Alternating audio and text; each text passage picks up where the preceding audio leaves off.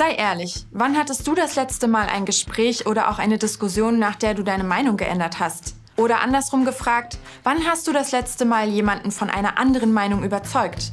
Ist wahrscheinlich schon länger her, oder? Bei mir auch, und das ist auch kein Wunder. Unsere Meinung zu ändern fällt uns schwer. Es kratzt an unserem Ego. Wir riskieren, dumm dazustehen und uns vor anderen bloßzustellen. Gut, das ist auch verständlich, aber was ist, wenn du nun andere Menschen von deiner Meinung überzeugen musst? Zum Beispiel im Job, in einem Meeting oder bei einer Konferenz? Dann hast du ein Problem. Aber keine Sorge. Wir verraten dir heute die Lösung, sogenannte Permission Structures. Was das ist und wie du sie richtig nutzt, das zeigen wir dir heute.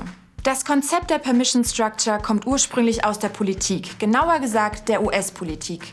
Dort wurde es von der Demokratischen Partei im Wahlkampf verwendet. Wirklich bekannt wurde es dann, als der ehemalige US-Präsident Barack Obama bei einer Pressekonferenz erklärte, dass er Permission Structures anwenden wolle, um die Republikanische Partei von Reformen zu überzeugen. Das Konzept dahinter basiert, wie schon gesagt, auf der Annahme, dass wir unsere Meinung nicht ändern, weil wir Angst haben, blöd dazustehen.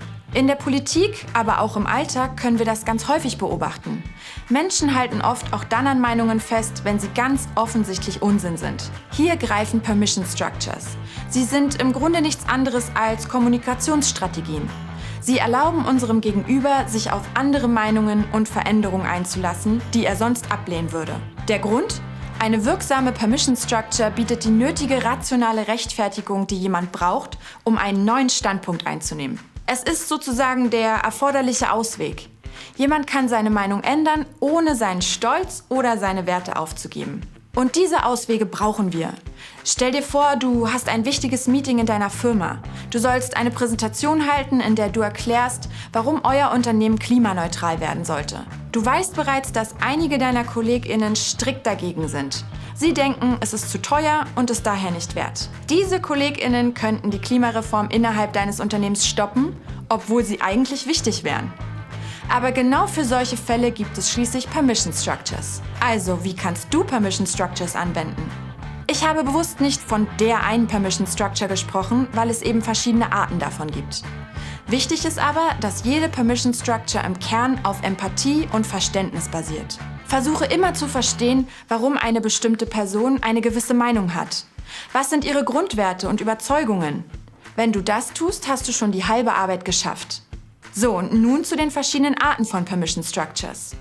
Die erste: Präsentiere neue Informationen. Dadurch validierst du die bisherige Meinung, die jemand hatte, und gibst gleichzeitig einen guten Grund, um diese jetzt zu ändern, nämlich einen neuen Kenntnisstand.